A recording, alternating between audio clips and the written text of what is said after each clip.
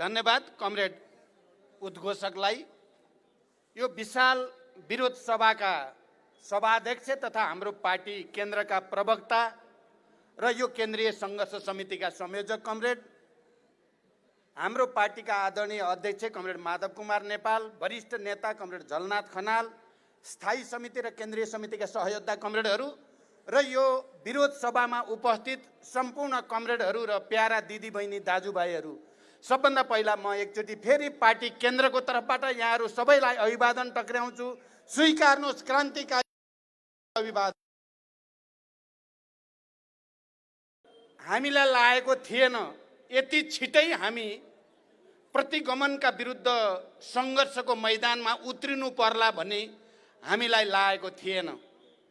जति बेला हामीले वाम गठबन्धन गरेर पार्टी एकताको सङ्कल्प गरेर निर्वाचनमा गएका थियौँ, सिङ्गो पार्टी पङ्क्ति र जनसमुदायले अपार उत्साहको साथ त्यो पार्टी एकताको सङ्कल्पलाई र त्यो वाम गठबन्धनलाई स्वीकार गरेको थियो, अनुमोदन गरेको थियो र झन्डै 2/3 मत दिएर जनताले त्यसलाई अनुमोदन गरेको थियो र 3 वर्ष पुग्दा नपुग्दै आज यो दिन आइपुग्ला भन्ने हामीले त्यति बेला सोचेका थिएनौँ।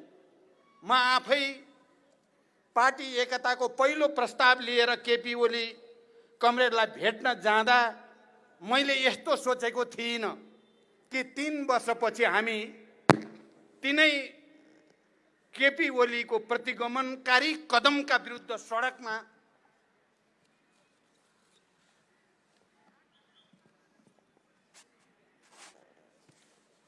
केपी ओलीको प्रतिगमनकारी कदमका विरुद्ध सडकमा आउन पर्ला भन्ने हामीले त्यति बेला बिल्कुल सोचेका थिएनौँ। तर विडम्बना आज हामी सडकमा छौँ, हामी विरोध प्रदर्शन र सभा गर्दैछौँ र तपाईहरू छोटो समयको सूचनामा पनि बडो जोड दिएर ऊर्जाको साथ आज विरोध प्रदर्शनमा उत्रिनु भएको छ। हामी सबै उत्रेका छौँ। कमरेडहरू र मित्रहरू, आज खाली काठमाडौँको यो विरोध प्रदर्शन र सभा मात्रै होइन, देशका सबै जिल्ला, बागमती प्रदेश बाहेकका सबै जिल्लाहरूमा पनि यस्तै प्रदर्शन र विरोध सभाहरू हाम्रो पार्टीले आयोजना गरेको छ र त्यसमा हजारको सङ्ख्यामा जनसमुदायको उपस्थिति रहेको छ। हामीले यो सम्बोधन गर्दै गर्दा खालि यो भ्रिकुटी मण्डपको यो विशाल जनसभालाई या विरोध सभालाई मात्रै होइन, वस्तुतः देशभरि अहिले चलिरहेको विरोध प्रदर्शन र विरोध सभालाई पनि हामीले सम्बोधन गरेका छौँ। कमरेडहरू र मित्रहरू, वस्तुतः हामीले खालि देशभित्रका नेपाली जनता र नेपाली कम्युनिस्ट आन्दोलनका सहयात्रीहरूलाई मात्रै होइन, हामीले देश बाहिर रहेका, विभिन्न देशमा छरिएर रहेका नेपाली दिदीबहिनी दाजुभाइहरूलाई पनि आज सम्बोधन गरिरहेका छौँ। हामीले प्रतिगमनका विरुद्ध, संविधानमाथि भएको क्रूर र बडो निर्मम प्रहारका विरुद्ध, लोकतन्त्रमाथि भएको कठोर प्रहारका विरुद्ध र लोकतान्त्रिक प्रणालीका विरुद्ध भएको प्रहारका विरुद्ध हामीले विश्वभरिका नेपाली दिदीबहिनी दाजुभाइहरूलाई पनि अपिल गर्दैछौँ। आज म सबैसँग विनम्रतापूर्वक अनुरोध गर्न चाहन्छु, यो लडाईँ हामी सबैको लडाईँ हो। झन्डै 7 दशकदेखि हामीले झन्डै 70 वर्ष लामो कहिले सशस्त्र, कहिले शान्तिपूर्ण, कहिले जनयुद्ध, कहिले जनआन्दोलनको प्रक्रिया हुँदै अन्ततः अहिलेसम्म विश्वले मानेको सबैभन्दा लोकतान्त्रिक विधि संविधान सभाद्वारा संविधान बनाउने विधि, संविधान बनाउने सबभन्दा लोकतान्त्रिक विधि मार्फत हामीले संविधान निर्माण गर्यौं र त्यो संविधान सङ्घीय लोकतान्त्रिक गणतन्त्रको संविधान भयो। प्रणालीको हिसाबले सङ्घीय लोकतान्त्रिक गणतन्त्र र संविधान सभाबाट संविधान, यो दुवै नै अहिलेसम्म नेपाली जनताले, नेपालका जनताका हजारौं छोराछोरीहरूले रगत बगाएर बलिदान दिएर हासिल गरेको उपलब्धिको केन्द्रित अभिव्यक्ति हो। 70 वर्ष लामो सङ्घर्षको परिणाम हो। तर मानिसहरूले सोचेका थिए, जति बेला हामीले गठबन्धनको घोषणा गऱ्यौँ, पार्टी एकताको घोषणा गऱ्यौँ, त्यति बेला जनताले सोचेका थिए अब कम्युनिस्टहरूलाई मत दिएपछि, यो गठबन्धन र पार्टी एकताको सङ्कल्पलाई समर्थन गरेपछि हाम्रो राजनैतिक व्यवस्था स्थायी हुनेछ, हामी कहाँ राजनैतिक स्थायित्वको एउटा नयाँ युगको प्रारम्भ हुनेछ, विकास र समृद्धिको, सामाजिक न्याय र सद्भावको एउटा नयाँ युगको प्रारम्भ हुनेछ, समाजवाद निर्माण गर्ने, समाजवादको आधार तयार पार्ने एउटा युगान्तकारी प्रक्रिया अगाडि बढ्नेछ, यो भरोसा नेपाली जनताले हामीमाथि लिएको थियो। म नेपाली जनताको अगाडि आज उभिएर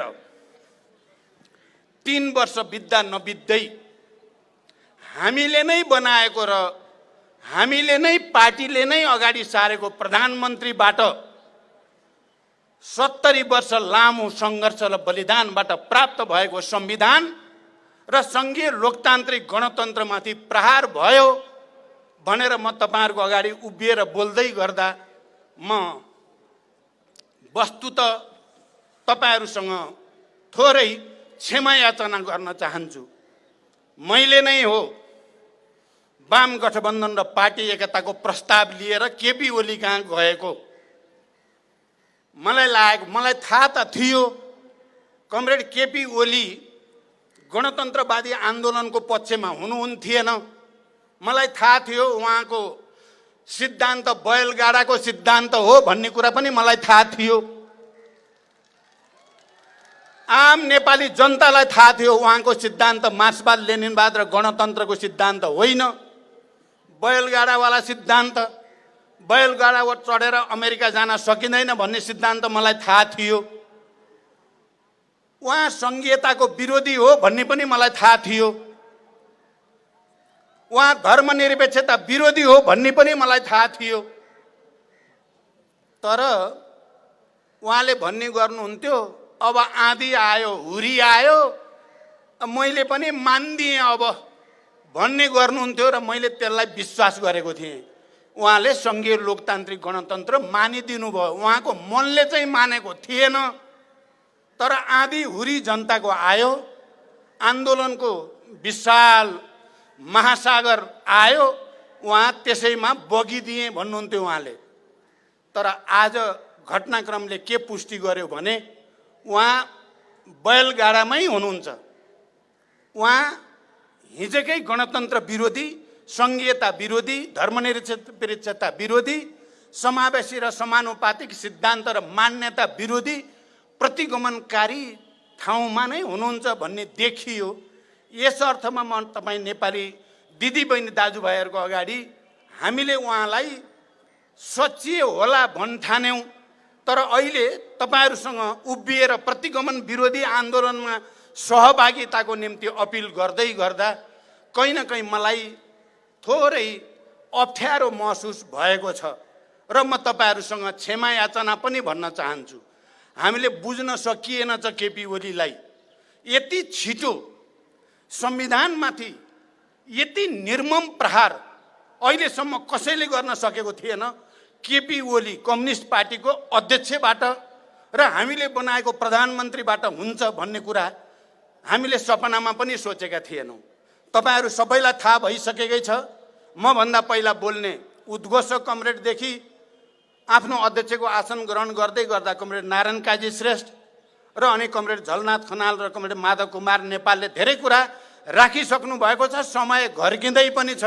म लामो व्याख्या गर्न सम्भव देखिरहेको छैन, तर मैले केही कुरा भन्नै पर्छ। पहिलो कुरा त कमरेड केपी ओलीले कम्युनिस्ट आदर्श मूल्य मान्यता त्यसको विधि विधान, किनकि कम्युनिस्ट पार्टी भनेको विचार र विधिको संयोजनबाट चल्ने पार्टी हो। कमरेड केपी ओली विचारमा पनि स्खलित भइसकेको, मार्क्सवाद लेनिनवाद प्रति, समाजवाद प्रति, कम्युनिस्ट पार्टीको विधान प्रति, विधि पद्धति प्रति सम्पूर्ण रूपले मोहभङ्ग भइसकेको प्रवृत्तिको प्रतिनिधि हुनुहुँदो रहेछ भन्ने देखियो। अर्को उहाँले भन्ने गरेको लोकतन्त्र पनि कति निरङ्कुश खालको रहेछ भन्ने कुरा अहिले प्रतिनिधि सभा जसरी उहाँले विघटनको सिफारिस गर्नुभयो र जसरी त्यसलाई घोषणा गरियो, त्यसबाट उहाँ लोकतन्त्रवादी होइन, उहाँ एउटा निरङ्कुश तानाशाह हो जसले यो देशलाई भडखारोमा हाल्न चाहेको छ भन्ने कुरा प्रमाणित भएको छ। कमरेडहरू र मित्रहरू, यो किन भएको छ त पहिले संविधानमा प्रधानमन्त्रीलाई एउटा विशेषाधिकार दिइएको हुन्थ्यो। त्यो विशेषाधिकारको प्रयोग गरेर प्रधानमन्त्रीले असहज महसुस गरेमा प्रतिनिधि सभा विघटन गर्न सक्ने प्रावधान थिए पहिलाका संविधानहरूमा। 46 सालको ऐतिहासिक जनआन्दोलनपछिको संविधानमा त्यो प्रावधान थियो र त्यो प्रावधान अन्तर्गत पटक पटक कहिले नेपाली कांग्रेसको तर्फबाट गिरिजाप्रसाद कोइरालाले, कहिले तत्कालीन नेकपा एमालेको तर्फबाट कमरेड मनमोहन अधिकारीले संसद विघटनको प्रस्ताव राख्नु भएकै थियो। त्यति बेला पनि विवाद र बहस त हुने गरेकै थियो, संविधानमा त्यो व्यवस्था भए पनि। तर अहिले त हामीले विगतको अनुभवको समीक्षा गरेर नै जहिले पनि राजनीतिक अस्थिरता र राजनीतिक चक्रव्यूहमा देश फस्ने भयो।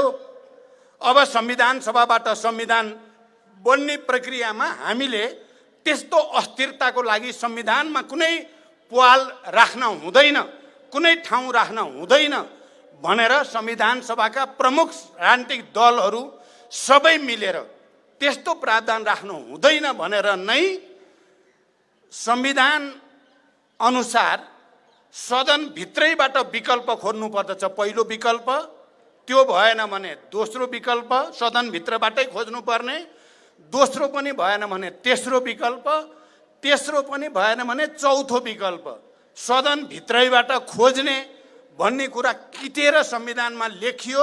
र चौथो विकल्प पनि भएन भने मात्रै अनि सदन भङ्ग गर्ने स्थिति आउँछ भनेर संविधानमा भनियो।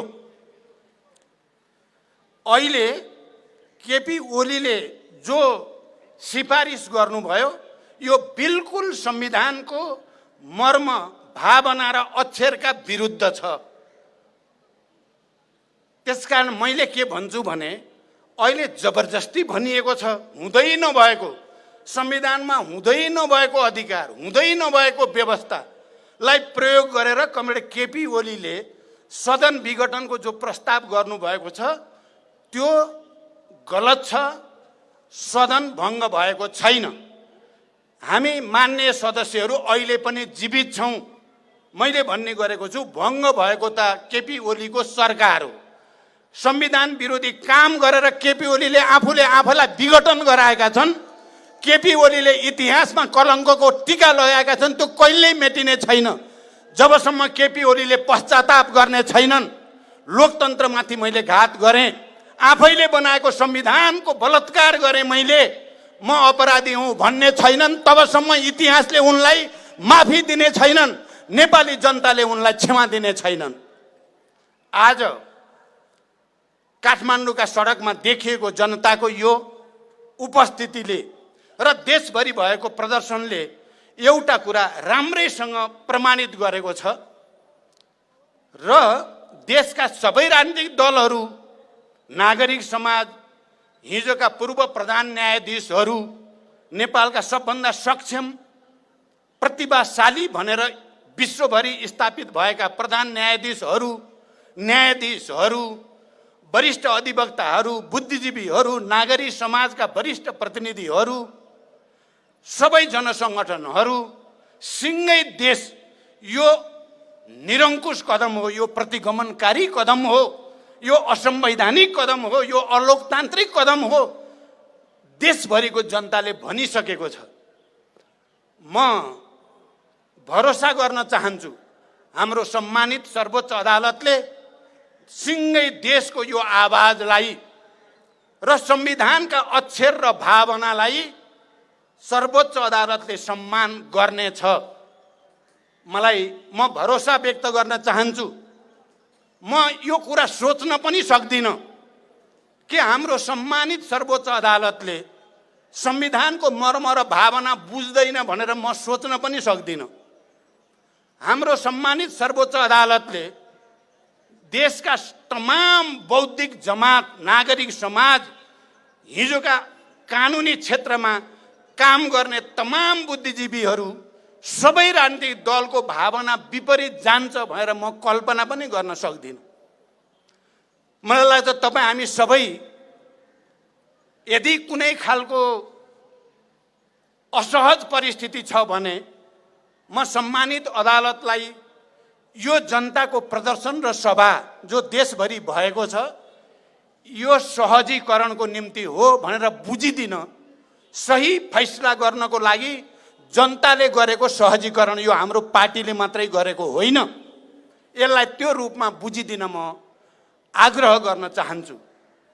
र यो आन्दोलनको यो सुरुवात मात्रै हो। म सबैलाई यो कुरा पनि भन्न चाहन्छु, मैले अहिले यहाँ बस्दै गर्दा एउटा कुरा सम्झेँ। 46 सालको ऐतिहासिक जनआन्दोलनको तयारीको बेला थियो।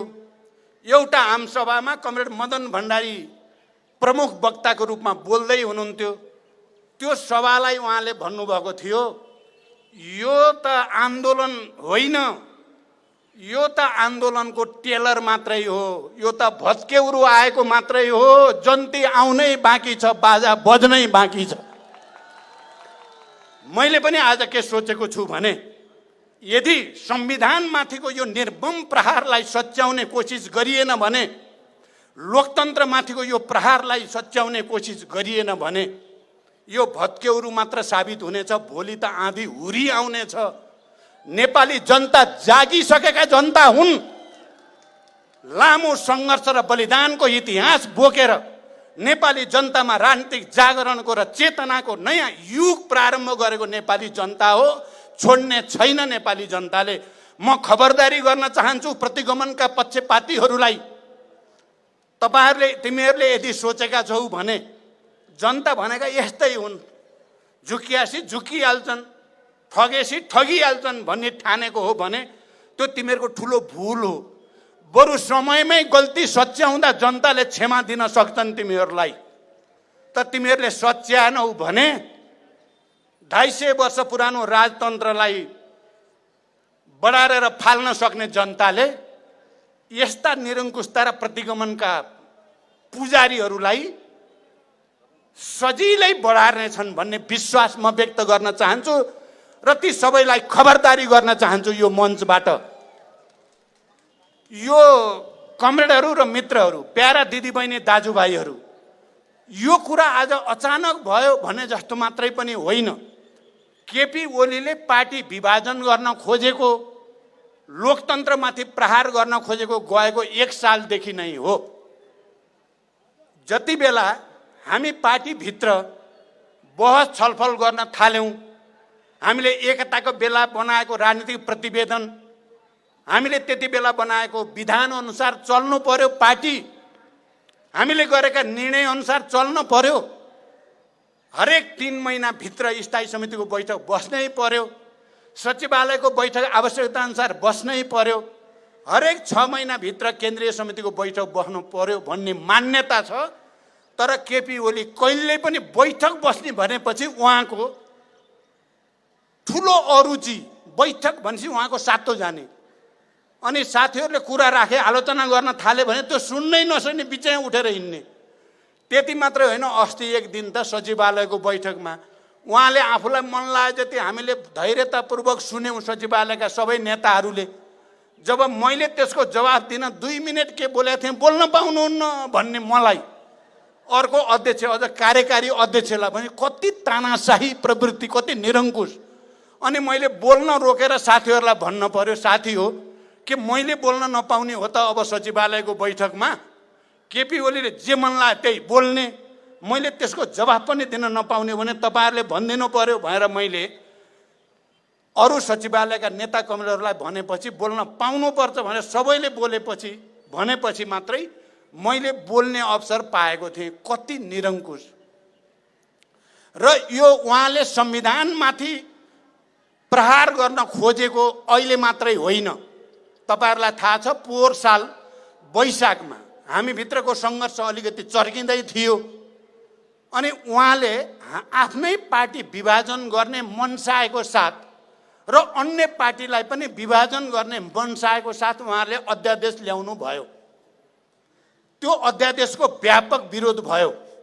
तपाईहरुलाई थाहा छ, देशका सबै राजनीतिक दलले पनि र हाम्रो पार्टी भित्रबाट पनि अत्यधिक ठुलो बहुमतले यो अध्यादेश खारेज हुनुपर्छ भनेर खारेज गर्न बाध्य पारियो। तपाईहरुलाई थाहा छ, त्यति बेला अरू पार्टीहरूलाई पनि फुटाउने उहाँहरूको मनसाय रातारात महोत्तरी पुगेर मान्छेलाई जबरजस्ती ल्याएर फुटमा हस्ताक्षर गराउने प्रयत्न भएको तपाईहरुले थाहा पाउनु भएको छ। यसरी अध्यादेश ल्याएर कस्तो बेलामा अध्यादेश तपाईहरु विचार गर्नु होला। देश कोरोनाको कहरका कारण, महामारीका कारण आक्रान्त भएको छ। जनता घरभित्र कैद भए जस्तो भएको छ। एकअर्कामा भेटघाट गर्न पाइएको छैन। मैले भने यो कोरोना महामारीका विरुद्ध लड्नको लागि देशका सबै राजनीतिक दल, नागरिक समाज, पत्रकार सबैको एउटा संरचना माथिदेखि तलसम्म बनाऊ भन्दाखेरि उहाँले व्यङ्ग गर्नुहुन्थ्यो। यस्तो किन चाहियो, सरकार आफै एक्लै गरिरहेकै छ नि भनेर भनेको सायद तपाईहरुले सुन्नुभयो होला। जो हामी सबै लकडाउन भित्र बसेको बेलामा केपी ओलीको ध्यान कहाँ गयो त? पार्टी फुटाउनेमा, जनतालाई राहत दिनेमा होइन, कोरोनाका विरुद्ध लड्नको लागि एउटा अभियान चलाउनेमा होइन, आफ्नै पार्टी फुटाउनको लागि अध्यादेश ल्याउनेतिर। त्यस्तो परिस्थितिमा विचार गर्नुहोस्, कति क्रूर मान्छे, उहाँको भावना कति निर्मम खालको, कति जनविरोधी भावना त्यो देखिएकै थियो। केही समयपछि फेरि हामीले त्यसलाई रोक्यौं। जे होस्, अध्यादेश चाहिँ आम पार्टीहरू र हाम्रै पार्टीको पनि अत्यधिक बहुमतले विरोध गरेपछि उहाँ पछि हट्न बाध्य हुनुभयो र अध्यादेश त्यति बेला खारेज गरियो। अनि त्यसको 2 महिनापछि फेरि हाम्रो पार्टीको स्थायी समितिको बैठक चलिराखेको थियो।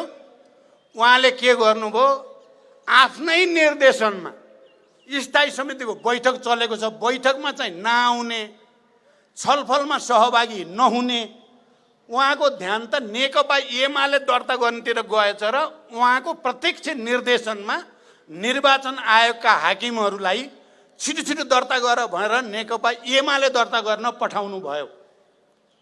यो पनि पार्टी फुटाउने र प्रतिगमनतिर जाने प्रक्रियाकै एउटा कडी थियो।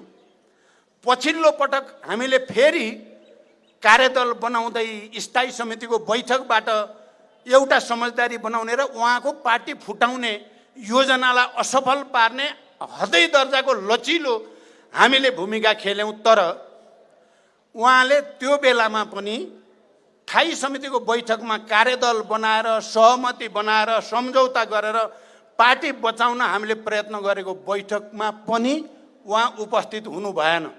त्यसको समापनमा आएर खुसी व्यक्त गर्नु भएन, बरु त्यसको भोलिपल्ट मलाई जबरजस्ती सही गरायो, मलाई मनै परेको छैन यो कार्यदल पनि, यो स्थायी समितिको निर्णय पनि भनेर उहाँले ठाडै विरोध गर्नुभयो र पार्टी फुटाउने नै डिजाइनतिर उहाँ लागि नै राख्नुभयो।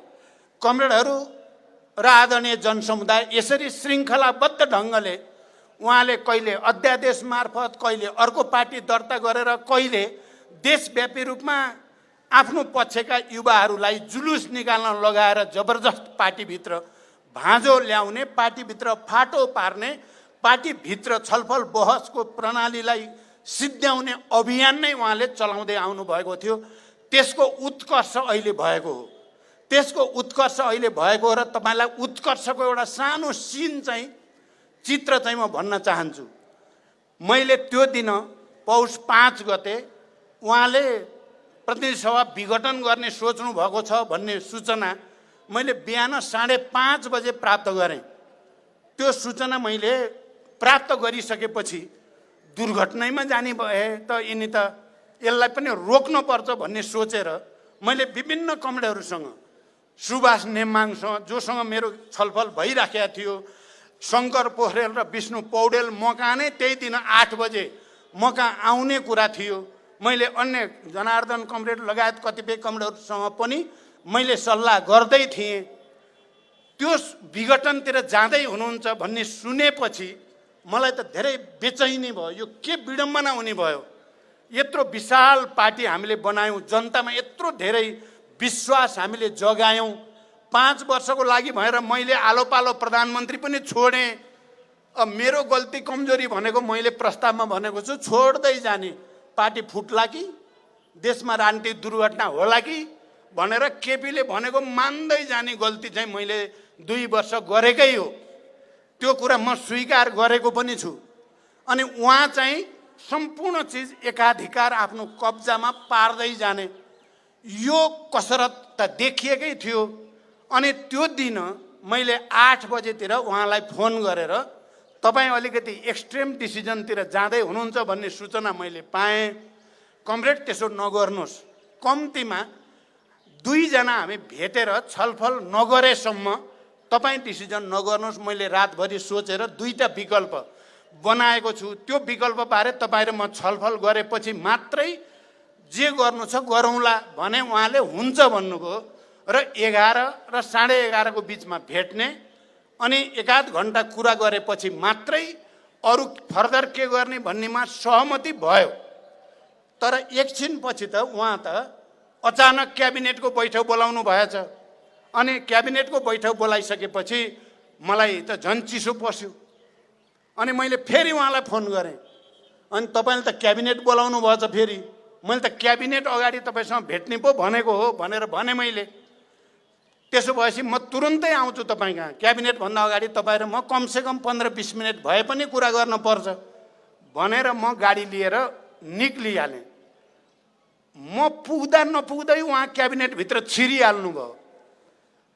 अनि म उहाँको निवासमा जाँदा सुभाष नेमाङ त्यहाँ हुनुहुन्थ्यो। किन उहाँ त मसँग कुरा गरेर मात्रै जाने भन्ने भएको थियो, त उहाँले त गइ नै हाल्नु भएछ भन्दा सुभाषजीले मलाई भनेको चाहिँ उहाँले भन्नुभयो होइन उहाँ त अध्यादेश फिर्ता लिन जानुभएको भन्नुभएको छ मलाई भन्दा थोरै राहत आयो मलाई चाहिँ। ए अध्यादेश फिर्ता लिन जाएको हो भने त राम्रै कुरा भयो।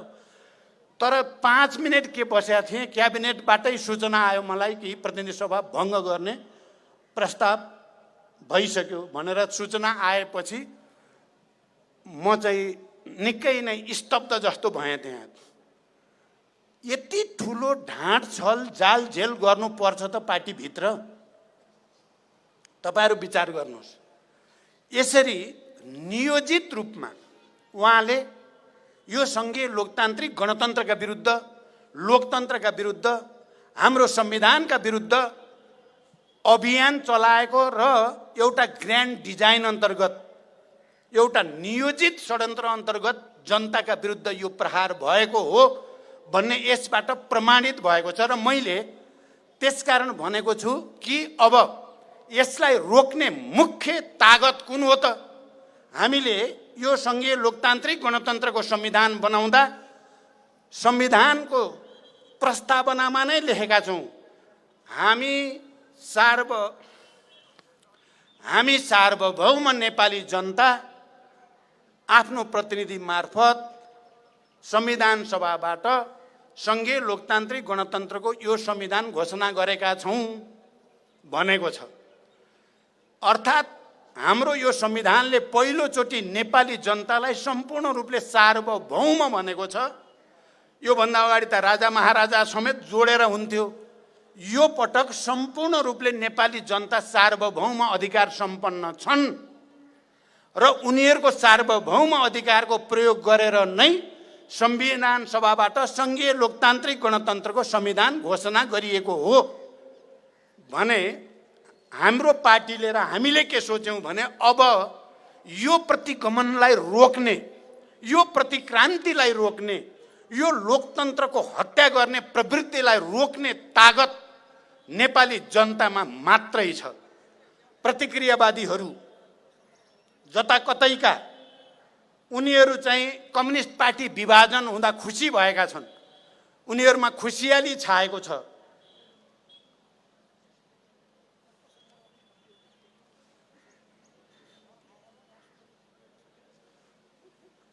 भएको छ भने सार्वभौम नेपाली जनतामा जानु र जनताको साथ लिएर अगाडि बढ्नु बाहेक यो प्रतिगमन सच्याउने अर्को कुनै कारगर, प्रभावकारी, शक्तिशाली, दुनियाँको कुनै ताकतले रोक्न नसक्ने अरू कोही छैन भनेर हामी जनतामा जान पार्टीको तर्फबाट पहिलो चरणको कार्यक्रम घोषणा गरेर आएका छौँ।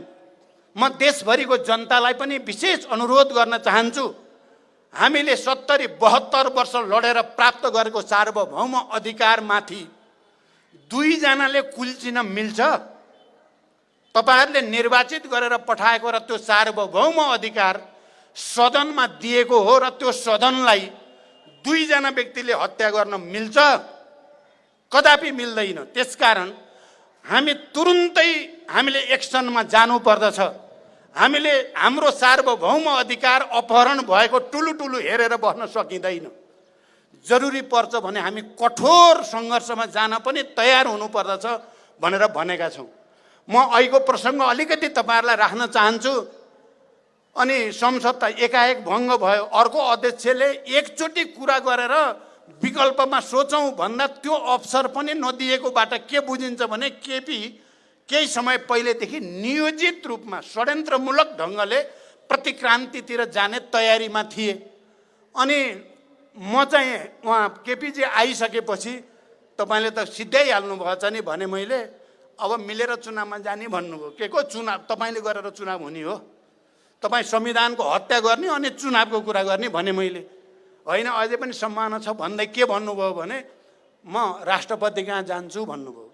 होइन, अलिकति चाहिँ केही कुरा गर्नु न, के छ उपाय भन्दाखेरि म राष्ट्रपतिलाई अहिले भर्खरै स्वीकृति नगर भन्न जान्छु भने क्या।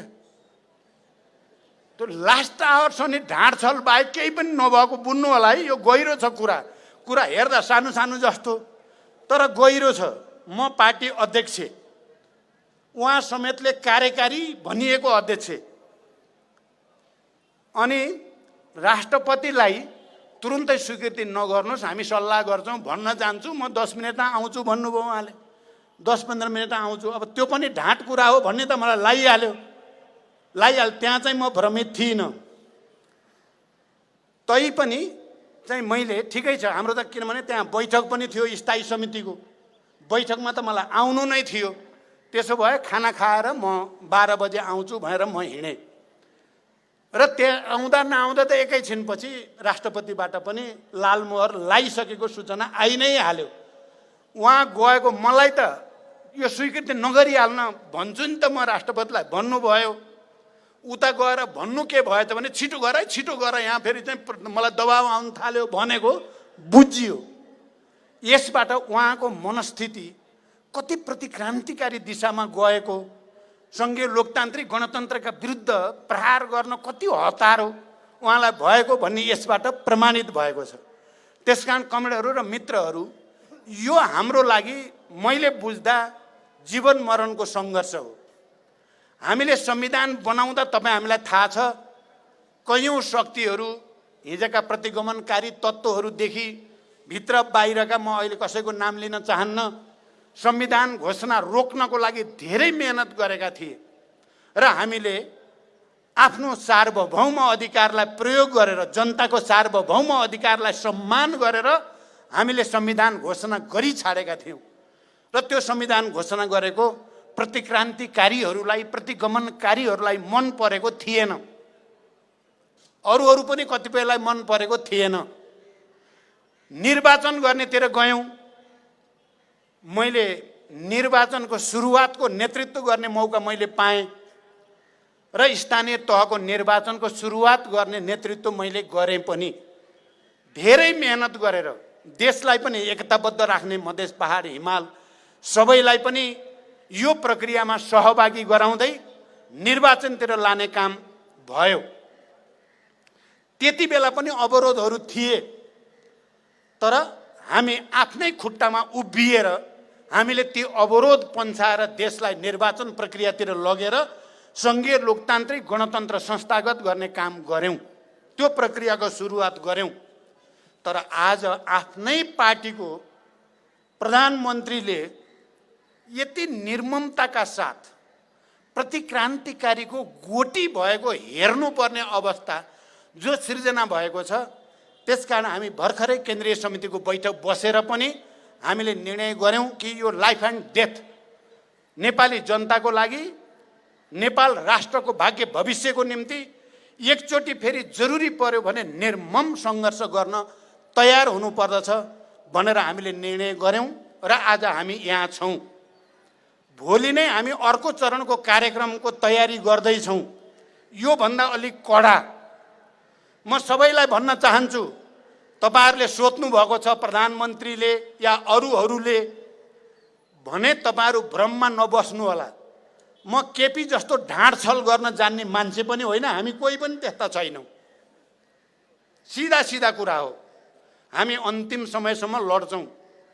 तपाईहरूले कति गर्न सक्ने हो तयारी गरे हुन्छ। हामी छोड्नेवाला चाहिँ छैनौँ, हामी छोड्नेवाला छैनौँ। तपाईहरूले के गर्न सक्ने हो गरे हुन्छ।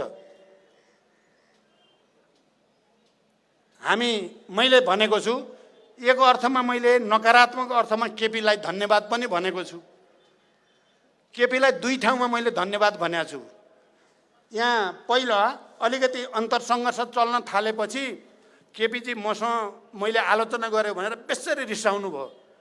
रिसाएर तपाईँहरूले सुनिसक्नु भएको छ, कुर्सी मेरो र केपीको अगाडि हुन्थ्यो, अरू 7 जना सचिवालयका सदस्यको त पछाडि यता अर्कोपट्टि हुन्थ्यो कुर्सी। उहाँ रिसले चुर भएर एक दिन त मेरो कुर्सी हटाएर लएर उता राखिदिनु भएछ 7 जनातिर। मेरो त कुर्सी नै छैन। माधवजीले मलाई भन्ने गर्नुहुन्छ, म भए त त्यो कुर्सी उचालेर लएर केपीको आडमा लएर उता सर भन्थे भन्नुभयो। माधवजीले अहिले नि भन्नुहुन्छ, अहिले मौका परे भयो अहिले भनिसक्नुहुन्थ्यो। ठिकै हो माधवजीको कुरा। म माधवजीको भावना र स्पिरिटलाई बुझ्छु राम्रोसँग, म सम्मान पनि गर्छु। अनि मैले चाहिँ के भने, म त खुसुक्क गएर बसेँ यतापट्टि पछाडि र मैले केपीलाई धन्यवाद भने। म तपाईँतिर बस्न बाध्य भएको थिएँ, बडो उकुस मुकुस भएको थियो तपाईँसँग बस्न। मलाई 7 जनाको मोर्चामा लगेर पठाइदिनु भयो, धन्यवाद। म 7 जनातिर भएँ आजदेखि। हुन पनि त्यस्तै भयो, हामी यता भयौँ, उहाँ उता हुनुभयो। उहाँ प्रतिगमनकारी हुनुभयो, हामी फेरि एकचोटि क्रान्तिकारी भयौँ। त्यसकारण उहाँलाई धन्यवाद। अहिले पनि मैले धन्यवाद भनेको छु। एक अर्थमा कतिपय साथीहरूले प्रचण्ड जस्तो मान्छे, माधव नेपाल, झलनाथ खनाल, नारायण काजी, अरू नेताहरू, अमृत बोहरा, ठुला ठुला सबै चाहिँ सडकमा पलेटी कसेर बसेको देख्दा टिच लागेछ क्या साथीहरूलाई। अरे के दिन देख्न पर्यो। 3 जना पूर्व प्रधानमन्त्रीहरू चाहिँ सडकमा गएर पलेटी कसेर बसेको छ जाडोमा। बिरामी होलान् कि भन्ने पिर पनि भएछ। र जुलुस लिएर नारा लाउँदै हिँडेको दृश्य देख्दा चाहिँ बडो कस्तो कस्तो टिच लागे जस्तो, माया लागे जस्तो पनि, अलिअलि बैराग लागे जस्तो पनि खबर मलाई आयो। मैले के भने होइन, जसरी केपीले मेरो कुर्सी झिकिदिएर मलाई 7 जना सचिवालयका सदस्यको मोर्चा बनाउन सहयोग गर्नुभयो, अहिले केपीजीले सदन भङ्ग गरेर मलाई जनताको मित्र, फेरि जनताको छोरो बनाउन पठाइदिनु भयो। त्यसकारण धन्यवाद। कता कता सत्तातिर जाँदाखेरि नेताहरू बिग्रे कि सबै उस्तै उस्तै पो हुन् कि, हाततिर हात्ती छाप चप्पल भने जस्तो पो हो कि भन्ने परेको थियो। अब गएर भुइँमा, चिसो भुइँमा बसिदिएपछि त जनतालाई पनि भयो, मलाई त गर्व भयो। अब म फेरि जनताको छोरोको रूपमा जनतासँगै चाहिँ हिँड्ने, जनतासँगै बस्ने र जनतासँगै अगाडि बढ्ने मौका दिनुभयो केपीजीले। त्यस अर्थमा चाहिँ मैले उहाँलाई धन्यवाद भनेको छु। र कमरेडहरू र मित्रहरू, प्यारा दिदीबहिनी दाजुभाइहरू, यो आन्दोलन, यो प्रतिगमन नसच्चिँदासम्म, यो प्रतिनिधि सभा विघटनको प्रतिक्रान्तिकारी कदम नसच्चिँदासम्म रोकिने छैन। मलाई विश्वास छ। अहिले म यस अर्थमा खुसी छु। मैले फेरि भन्ने गरेको छु, लडाइँ त हामीले जितिसक्यौँ। हिजो जनयुद्धको बेलामा या जनआन्दोलनको बेलामा मैले हिसाब गर्थेँ, पहिला विचार, राजनीति, जनभावना अनुसार योजना बन्यो कि बनेन र हामी जनतासँग जोडियौँ कि जोडिएनौँ भन्ने कुरालाई बडो गहिरो गरी विचार गर्थेँ मैले र योजना बनाउँथेँ। जनतासँग जोडिने योजना बनिसकेपछि लडाइँ लड्नुभन्दा अगाडि नै हामीले जित्यो भन्थे मैले। हामीले जित्छौँ। अहिले पनि मैले भनेको छु हामीले लडाइँ जिति नै सक्यौँ। कमरेडहरू र मित्रहरू, हामीले जित्यौँ। किन जित्यौँ त? हामी जनताको साथमा भयौँ। केपी प्रतिगमनकारीको साथमा भयो। उनले लडाइँ हारे, हामीले लडाइँ जित्यौँ। लडाइँ जितको सबभन्दा ठुलो आधार भने जनतासँग को छ, लोकतन्त्रको पक्षमा को छ, समाजवादको पक्षमा को छ, कम्युनिस्ट पार्टीको सिद्धान्त विधि विधानको पक्षमा को छ, त्यसले जित्ने कुरा हो। हामीले जित्यौँ। अहिले त अझ दृढताको साथ हामीले भन्न सक्ने कुरा के छ भने यो कदमका विरुद्ध के प्रतिपक्ष, के सदनमा भएका राष्ट्रिय दलहरू, के हिजोका प्रधान न्यायाधीश, अधिवक्ताहरू, के आजका बुद्धिजीवीहरू, सङ्घ संस्था, कहिले 22 वटा, कहिले 25 वटा, कहिले 54 वटा, सब खडा भएका छन्। यो अलोकतान्त्रिक छ, असंवैधानिक छन्। र अब देशभरिको जनताले बुझिसकेको छ कि यो अलोकतान्त्रिक, असंवैधानिक, निरङ्कुश कदम हो, यसलाई सच्याइ नै पर्छ भन्ने छ। अब मैले त अरू भन्न सक्ने कुरा छैन। जहाँ यो पुगेको छ ती ठाउँहरूले यो राष्ट्रको आवाजलाई, जनताको, आम नेपाली जनताको भावना र चाहनालाई सम्मान गरेर छिटोभन्दा छिटो निकास दिनेछन् भनेर भरोसा गर्नु बाहेक त हामीले अहिले त अरू धेरै गर्न सक्दैनौँ। पार्टीको कुरा छ, पार्टीको कुरा निर्वाचन आयोगमा छ। हामी अस्ति केन्द्रीय समितिको बैठक बस्यौँ। यो सबैलाई थाहा भएकै कुरा हो।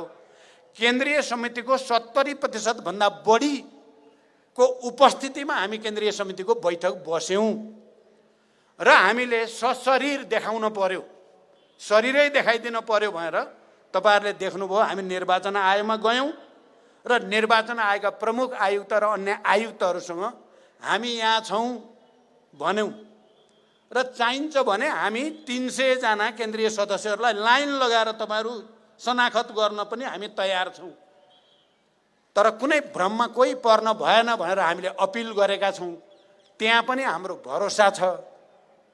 तर कुरा के रहेछ कमरेडहरू र मित्रहरू भने प्रतिक्रान्तिकारीहरू, प्रतिक्रियावादीहरू र गलत प्रवृत्तिका मान्छेहरू जाल, जेल, षड्यन्त्र, विधि पद्धति बाहिर अँध्यारा कुनामा राति चाहिँ के हुन् के बैठक भएको पनि सुनेको छु मैले। आज चाहिँ भन्दैन, अर्को दिन भनौँला तपाईहरुलाई। कस्ता कस्ता मान्छेका बैठक बसेर छन् भन्ने कुरा पनि उनीहरू त्यसो गर्दा रहेछन्। हामी दिउनको उज्यालोमा खुल्लम खुल्ला सीधा सीधा पारदर्शी तरिकाले जनतासँग वार्ता गर्छौँ हामी। यही हो फरक। केपी र हाम्रो फरक त्यहाँ छ। हामी सीधा सीधा भनिरहेका छौँ र पार्टीको वैधानिकताको कुरा र सूर्य चुनाव चिन्हको कुरा यो त दिनको घाम जत्तिकै छर्लङ्ग छ। 70% भएको पार्टी नहुने अनि 100 को वरिपरि बसेर 1200 बनाए भनेर नौटङ्की गर्ने, त्यो पनि कहीँ छलफल छैन। कहीँ छलफल छैन। एकजना व्यक्तिले 1200 भनेपछि 1200 हुने, यस्तो पनि हुन्छ दुनियाँमा कहीँ? कम्युनिस्ट सिद्धान्त पद्धति विधि, एकजनाको सनकमा संसद भङ्ग, सनकमा चाहिँ चुनावको घोषणा, सनकमा चाहिँ 1200 एकजनाले सिधै, त्यहाँ कहीँ छलफल छैन। त्यसकारण कमरेडहरू यो ऐतिहासिक क्षण हो। हामी जति सशक्त रूपले अगाडि बढ्छौँ त्यति छिटो यो सच्याइन्छ। मैले बुझ्दा सडकले नै हो सच्याउने, जनताले नै हो सच्याउने। अरू कुरा पनि हामी गरौँला। अदालतसँग हामीले सम्मान गर्ने हो। अदालतलाई सम्मान बाहेक केही गर्न मिल्दैन। हामी गर्दैनौँ पनि। हामी आशा गर्छौँ अदालतले छिटोभन्दा छिटो यो असंवैधानिक र अलोकतान्त्रिक कदम सच्याउने छ भनेर भरोसा गर्छौँ हामी। तर हाम्रो सबभन्दा ठुलो भरोसा नेपाली जनतामाथि नै हो, अरूमाथि होइन। जनताले मात्रै यसलाई सच्याउन मद्दत गर्न सक्छन् भन्ने हाम्रो अन्तिम भरोसा जनतामाथि हो। त्यसकारण हामी आन्दोलनको यो अभियानमा छौँ। कमरेडहरू र मित्रहरू, के धेरै दिन लाग्दैन। अब कतिपय मानिसहरूलाई अहिले कम्युनिस्ट पार्टी विभाजित भएको मध्यावधि भइहालिदियो भने त हामीले चुनाव जितिहालिन्छ नि भनेर अलिअलि सपना देख्न खोजेको कुरा नि सुनिन्छ। म ती साथीहरूलाई त्यस्तो सपना नदेख्नु, त्यो दुस्वप्न हो भन्न ठान्छु। म चाहिँ यो हुनेवाला चुनावको घोषणा भएकै होइन। यति तथ्यहरू भन्दै पनि भ्रममा परियो भने हामी बर्बाद हुन्छौँ, नेपाल बर्बाद हुन्छ। यो चुनाव गर्नलाई घोषणा भएकै होइन। स्वयं केपी ओलीलाई भरोसा छैन। अस्ति भएका कुरा मैले थाहा पाइसकेका छु। चुनाव त हुँदैन त्यति बेला, जबरजस्ती लाने हो भन्ने छ उहाँहरूको योजना। म साथीहरू जसलाई लोभ लागेको छ नि हामी जित्छौँ कि भन्ने भ्रममा नपर्न अपिल गर्दछु। हुनेवाला चुनावको घोषणा गरेको होइन। हुनेवाला हो भने त अर्को अध्यक्षले 5 मिनट 15 मिनट कुरा गरेर पार्टी एकता नि बचाउँ, संसद नि बचाउँ भन्दाखेरि हुँदा खाँदाको बहुमत छोडेर यस्तो दुर्घटना गर्नेले चुनाव गराउँछन्। केपी ओलीलाई यदि कसैले गोटी बनाएको छ भने मलाई लाग्छ त्यस्तै हो। उनी गोटी भएको, उनी फेरि वैशाख उता उनी प्रधानमन्त्री पनि रहँदैन। नेपालको राजनीतिक इतिहासबाट तिनको पत्ता साफ हुनेवाला छ। हुनेवाला त्यही छ, हुनेवाला त्यही छ, हेर्नु होला। अनि उनीले नै चाहिँ श्री 3 महाराज धिराज हुन्छु भन्ने सपना देखेर हुनेवाला हो यो नेपाल। आजको नेपालमा, आजको विश्वमा हुनेवाला त्यो ठान चुनावको चाहिँ त्यस खालको सपना। मैले फेरि त्यस्ता साथीहरूलाई भन्ने गरेको छु, हाम्रो पार्टी त विभाजन भइ नै हाल्यो। अब संसद पुनर्स्थापना भएर चुनाव गरे पनि ती साथीहरूले कौन पार्टी फुटेको बेला हामीले चुनाव जित्छौँ भने त फुटि नै हाल्यो। अब तपाईँ जित्नु होला नि त चुनाव। संसद पुनर्स्थापना भने 2 वर्षपछि त चुनाव हुनु नै छ। 1 वर्षपछि त स्थानीय चुनाव सुरु हुने नै वाला छ। कम्युनिस्ट पार्टी त फुटि नै हाल्यो। त्यसपछि तपाईँ त ढुक्क बसे भयो नि त। अनि यो लोकतन्त्रमाथि भएको यत्रो घात, संविधानमाथि भएको, तपाईँ हामी मिलेर बनाएको होइन यो संविधान। प्रधानमन्त्रीलाई अधिकार विशेषाधिकार दिनुहुन्न भनेर सहमति गरेर लेख्या होइन संविधानमा। त्यहाँदेखि संविधान बचाइयो भने पो चुनाव पनि जितिएला, जित्नु होला। किन आत्तिनुहुन्छ? यदि त्यसो गरिएन भने पहिला त चुनाव त हुँदैन नै र यो सङ्घीय लोकतान्त्रिक गणतन्त्र धरापमा जान्छ, संविधान धरापमा जान्छ, शान्ति धरापमा जान्छ, देशै धरापमा जान्छ। यति कुरा त बुझ्न धेरै ठुलो ज्ञान चाहिने जस्तो पनि मलाई त लाग्दैन। यो त सजिलै बुझिन्छ, सबैले त भनिरहेका छन्। ल मानिलिनुहोस् एकछिनलाई, कल्पना गरौँ। ल वैशाखमा त हुँदैन, मङ्सिरमा भयो अरे, अर्को वैशाखमा भयो अरे। चुनाव भएर के हुन्छ? अर्को प्रधानमन्त्रीले पनि भङ्ग गरिदिन्छ। त्यसपछि के हुन्छ? किन नजिर त बस्ने भने एउटा ऐतिहासिक नजिर। प्रधानमन्त्रीले चाह्यो भने जे पनि गर्न पाउने। त्यो नजिरमा टेकेर त भोलि हुने प्रधानमन्त्रीले नै फेरि विघटन गरिदिन्छ। अनि नेपाल के हुन्छ? नेपाली जनताको भाग्य भविष्य के हुन्छ? यो कुरा ख्याल गर्न म साथीहरूलाई अनुरोध गर्न चाहन्छु। सबै राजनीतिक दलहरूको यति बेलाको जिम्मेवारी एक ढिक्का भएर यो असंवैधानिक, अलोकतान्त्रिक, निरङ्कुश र प्रतिगमनकारी कदम सच्याउने नै हामी सबैको र आम नेपाल राष्ट्र र नेपाली जनताको भाग्य भविष्य सुनिश्चितताको आधार हो। त्यसकारण म उहाँहरूसँग हातेमालो गर्न, उहाँहरूसँग सहकार्य गर्न, यसलाई सच्याएर अनि फेरि मिलेर जान म अपिल गर्न चाहन्छु। यो मेरो गम्भीर अपिल हो। यसलाई गम्भीरतापूर्वक लिइदिन पनि म सबै राजनीतिक दलका नेता साथीहरूलाई अनुरोध गर्न चाहन्छु। साथै अन्य वामपन्थीहरू जो विभिन्न रूपमा, विभिन्न स्थितिमा हुनुहुन्छ, उहाँहरू सबैलाई पनि हामी जो जहाँ भए पनि यसको रक्षा गर्ने जिम्मेवारी हामी सबैको साझा जिम्मेवारी हो। किनकि हामी सबैको रगत पसिना बगेर मात्रै सङ्घीय लोकतान्त्रिक गणतन्त्रको संविधान बनेको हो। त्यसकारण यो संविधानको रक्षाको निम्ति अगाडि आउन पनि म सबैसँग अपिल गर्न चाहन्छु। देशका सम्पूर्ण बुद्धिजीवी, पत्रकार, नागरिक समाज, युवा, विद्यार्थी, महिला, मजदुर, किसान, सबै जनसङ्गठनहरू, सबैलाई पनि यो बेला हामी 1 ढिक्का भएर चुनाव जित्न सक्छौँ, 1 ढिक्का भएर 2 वर्षपछि चुनाव हुँदैन। 2 वर्षपछि त स्थानीय चुनाव सुरु हुने नै वाला छ। 1 वर्षपछि त स्थानीय चुनाव सुरु हुने नै वाला छ। अनि 1 वर्षपछि त संसद पुनर्स्थापना भएर चुनाव हुँदैन। 2 वर्षपछि त संसद पुनर्स्थापना भएर चुनाव हुँदैन। 2 वर्षपछि त हामीले केही समय धेरै पनि पर्दैन एकाध महिना आन्दोलनलाई यही रूपमा अगाडि बढायौं भने सच्चिन्छ प्रतिगमन, प्रतिक्रान्ति सच्चिन्छ। त्यसपछि जनतामा हामी फेरि एकचोटि नयाँ आत्मविश्वासको साथ जाने वातावरण बन्छ। त्यसको निम्ति दृढताको साथ अगाडि बढ्न अपिल गर्दै म आफ्नो भनाइ टुङ्ग्याउँछु। धन्यवाद। अभिवादन। धन्यवाद पार्टीका आदरणीय अध्यक्ष कमरेड। यसपछि म दुईजना कलाकार साथीहरूलाई मञ्चमा बोलाउँदैछु। मनोज सिंह धामीजी त्यस्तै नवीन पौडेलजीलाई मञ्चमा बोलाउँदैछु। र यो कार्यक्रममा को अन्य विभिन्न टेलिभिजनहरूले पनि प्रत्यक्ष प्रसारण गर्नुभएको छ। ABC television, prime television, Himalaya television, TV today, news agency Nepal लगायतका विभिन्न सञ्चार माध्यमहरूबाट, रेडियोहरूबाट, अनलाइनहरूबाट यसको प्रत्यक्ष प्रसारण भएको छ। म उहाँहरू सबैलाई धन्यवाद भन्न चाहन्छु। भोलि पौष 15 गते बिहान 11 बजे पार्टी केन्द्रीय कार्यालय पेरिस डाँडामा अखिल नेपाल महिला सङ्घको बृहत भेला छ। पार्टी अध्यक्ष कमरेडहरूले सम्बोधन गर्नुहुनेछ। सम्पूर्ण महिला कमरेडहरूलाई उपस्थितिको निम्ति अनुरोध गर्दछु।